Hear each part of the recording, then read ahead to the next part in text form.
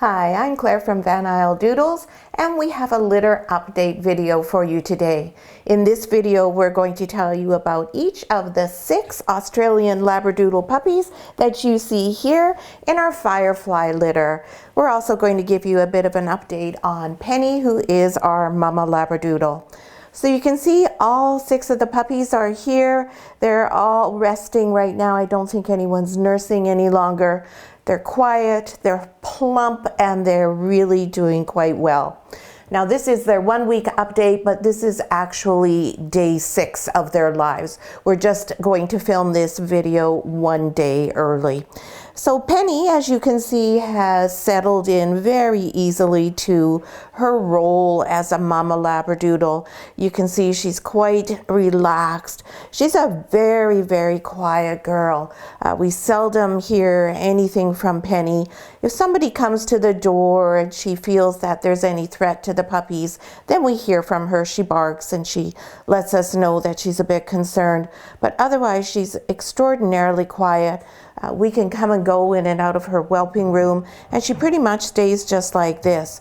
Most girls, when you come in, they're up, their heads are up, their tails are going, they're all excited to see you, and they're looking forward to a time to be away from their puppies. But not Penny. She's really quite content to be in here lying with them all day. She doesn't seem to find it boring. She doesn't seem to find it, well, I know she doesn't find it at all stressful. She just seems to be really quite content in her role as a new mom. And that's great. That's really good for the puppies, because whatever Penny is feeling goes right through to the puppies. She is exuding all of those feelings all the time, and the puppies are constantly picking that up. So when you have a really nice, quiet, calm mom, necessarily you're likely to have a really nice, calm, quiet group of puppies. So these little Labradoodles, they are just coming along really well under Penny's expert mothering. She has really good, strong skills with them. She doesn't fuss with them overly. You can see they're all jumbled up a bit here because I'm in here taking up half the space. She goes and she checks them like she's doing right now. She cleans them, but she doesn't, she's not a helicopter mom at all. Now that we're at the just about 1 week phase, there's been a big hormonal shift for Penny. So as you can imagine, when you give birth, whether you're a Labradoodle or a human, a lot of hormones are involved, and as time goes by, those hormones keep changing. So you'll see that there's a hand towel in the whelping box, and the reason we have this is because Penny is at the stage where she wants to dig. She wants to dig everything up in the bed, and as you can see, this carpet can come up. And so what she's always wanting to do is to pull the carpet up, and then she wants to wrap the puppies up in the blanket. Or she'll take the towel and she'll put it over top of the puppies so that they're effectively hidden. And the reason for that is because were she out on her own and not being cared for by us, this would be about the time when she would start getting out of the nest and going and hunting for food. And so when she was doing that, she would want to ensure that her puppies were completely hidden, and maybe for all I know, it also would help to keep them warm. So if she was just in a den outside, she would be digging and scraping to cover them up whenever she was going to leave the nest.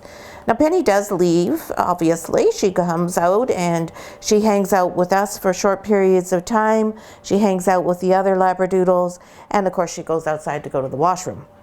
And she's not hugely active. She doesn't have any enormous desire to go on some great big exploration. She does go down to the very bottom of the property. She does have a favorite place where she likes to go to the bathroom. And she does sniff around a bit, but she's usually only out for about 5 to 10 minutes at a time.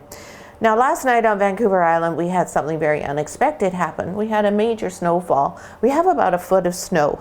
We don't usually get a foot of snow over 3 years, so this is quite an unusual thing. So when I let Penny out this morning, she trotted on out and then was like, not too sure about this. So she stayed really close to the house, and she didn't go off and do her usual checking things out.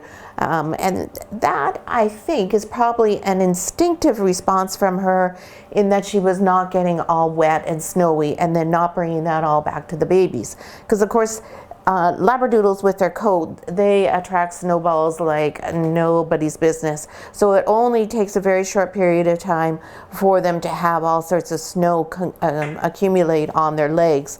And were she to come then directly into the box, which of course we wouldn't let her do, but Penny doesn't know that, the puppies would be getting all wet, and it's not good for infant puppies to be getting wet. And you can see right now Penny is stimulating, I believe that's purple collar, I can only see the foot, stimulating him to go.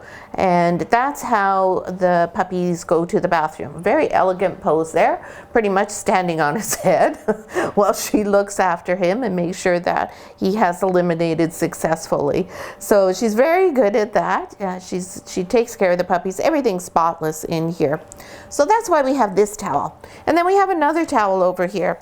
And this towel here, this is Penny's bib. I use this towel when I feed her because Penny still will not eat on her own, and that's entirely normal. And the reason she doesn't is because, again, were things not being looked after by people, she would be getting food from her sisters in her group of dogs, and they would be bringing what they had hunted and killed to her directly. She would not be leaving the nest to go out and hunt until, right around now would be when she would start to go out a little bit. So I don't want the food to get all over the puppies, and I don't, in particular, I don't want it falling on the carpet and perhaps creating some bacteria. The puppies at this age have very immature immune systems. Bacteria can quickly kill them, so you have to be really careful about that. So this we just drape under Penny's head, and we put it over her arms, and then that way any food that happens to fall out of her mouth goes onto here, and then we just change this out every day. So it works very well as our doggy bib rather. Now for the puppies, they too are fairly quiet. We do hear them whenever they get out of place, which does happen from time to time. Not too often, but now that Penny's doing the digging, she does get up and she'll find the towel and she'll dig, and she'll go in a circle, and oftentimes she stands and looks at the puppies. And when that happens, they do tend to get a little bit concerned and wonder, where's my mom? What's going on? When she does come out, when she asks to go out, she always has them together in a group, and they're all cozied up and they don't say anything. They're not at all concerned then.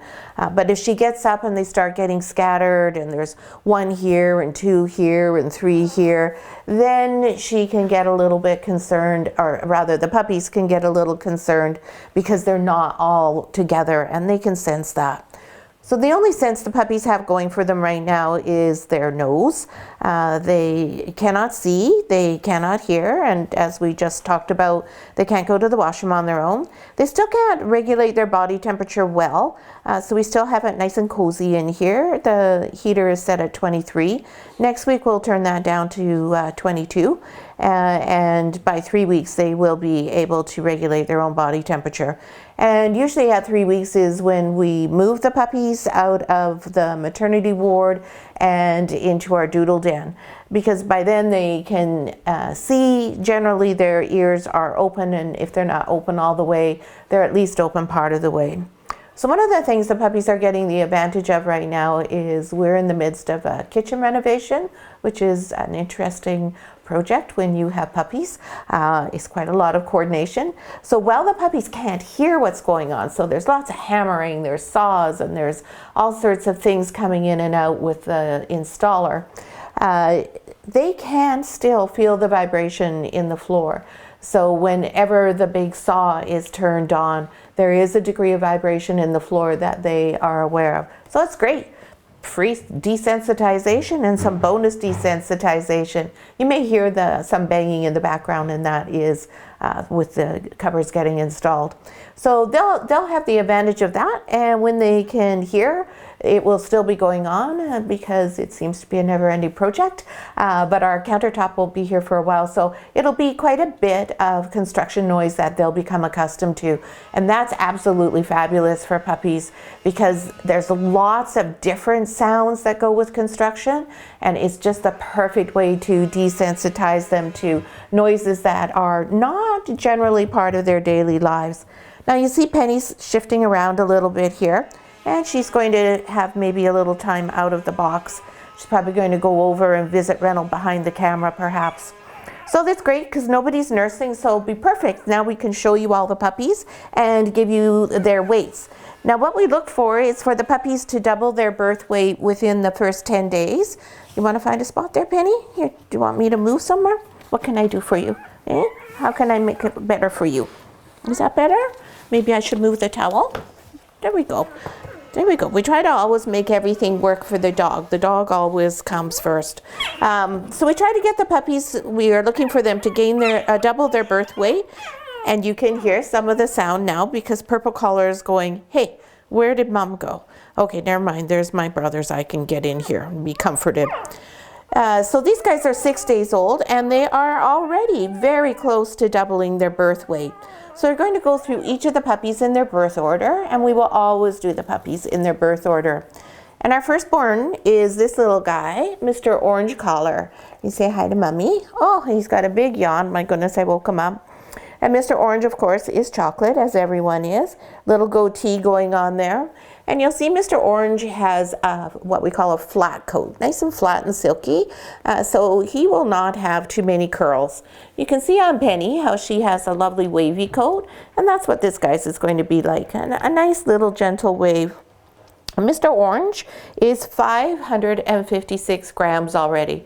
He is already more than halfway to weighing a kilogram. Now don't be alarmed if you're getting a puppy from this litter and you're going, Claire said these were going to be mini Labradoodles. What they do at first in terms of their birth weight doesn't mean that they're going to keep exponentially growing and growing and growing. It just means that they have lots of wonderful rich milk from Penny's milk bar, and so they are gaining very nicely right now, and then that will flatten and even off. So even though a puppy is a mini or a medium, for the first couple of weeks, you'll see that their weights are not that different overall. They will differ because at birth their mediums are a bit bigger, but they're very similar. And then by the time we get to week 6, there is a marked difference between the two sizes. So don't get concerned if you're going, I was hoping for a little dog. So that's Mr. Orange. Mr. Orange is quite talkative. We do hear him from time to time. Mr. Orange and Mr. Purple are the ones that like to make the most fuss when Mom is out of the picture. Next is Mr. Dark Blue Collar. Now, Mr. Dark Blue Collar has a very different coat. And you can see this is very reminiscent of his grandpa Copper. So if you go to our website, isledoodles.com, and you look under our dogs and you find Copper, you'll see that Copper is a curly boy. And that is why we bought Copper, because we wanted to bring some curl back into our Labradoodles. And why did we want to do that?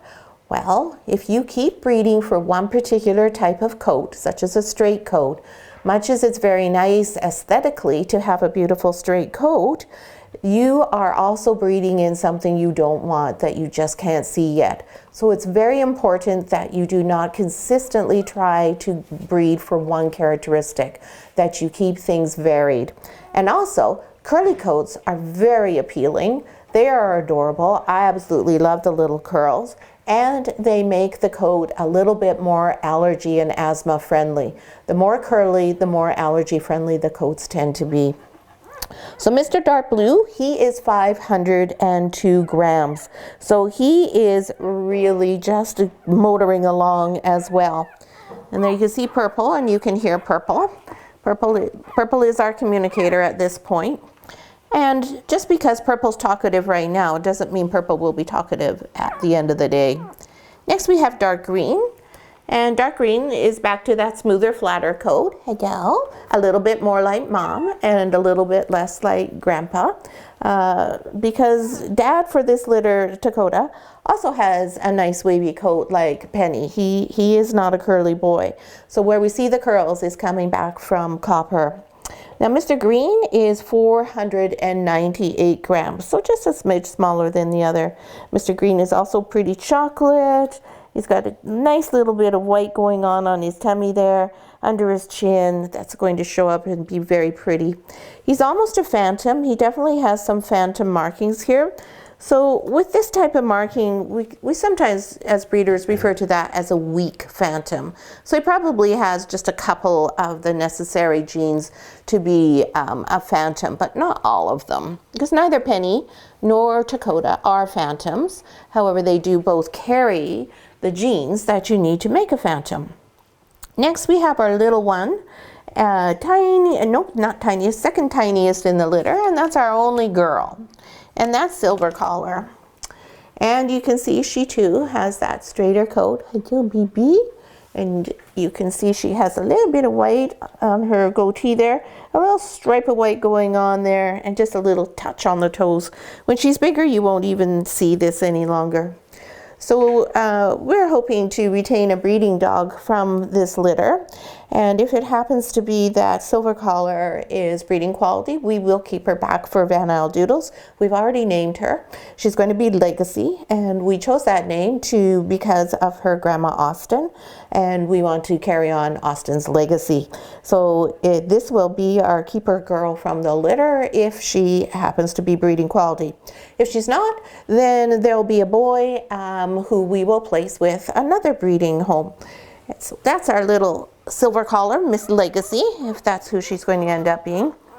Now we have Mr. Motor Mouth here, Mr. Purple, and you can see he can really motor her along. His motor skills are quite advanced. He is able to get around all over the place. And he's our other Papa Copper curly type boy. And right now his little face is so cute. It looks like he's full of wrinkles. He looks like an old man because he's got all those pretty little curls coming through.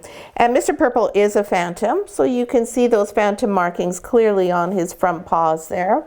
And you can see them over on the side of his face as well. Mr. Purple is 498 grams. So he's between the two smallest, which is silver and light blue. And somehow he got in there and he became quite a good size, because he and Mr. Green are the same weight at 498 grams. And last but not least is Mr. Light Blue, who is our little fellow in the litter. Hi, buddy. There we go. And Mr. Light Blue is also a phantom.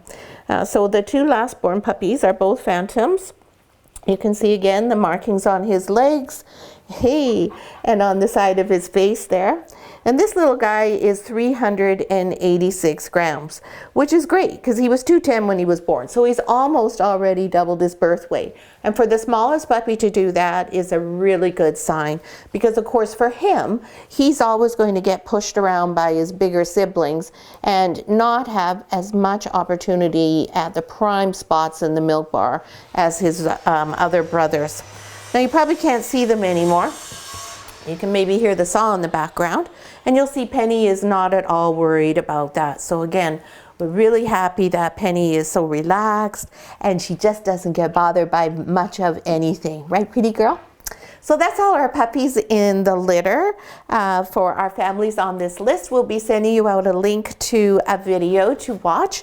And this week we're going to be talking about how you go about choosing a vet and a trainer. Now, one thing I want to add about that video is we made that video before COVID, when you could actually choose a vet and you could go and interview vets and decide where it worked best for you. And that's what we recommend in the video. Now it's very difficult to find a vet. There's a severe shortage of vets, and a lot more families have added puppies to their lives. So now you don't have quite as much opportunity to be quite as fussy, but I still do recommend to everybody that you ask questions and make sure you know what the philosophy is of the vet clinic, because you certainly don't want to be going somewhere that has ideas that are different from yours. because then if your dog really needs some care, you don't want to sit down, and you have a completely different approach, that's not going to be a successful relationship.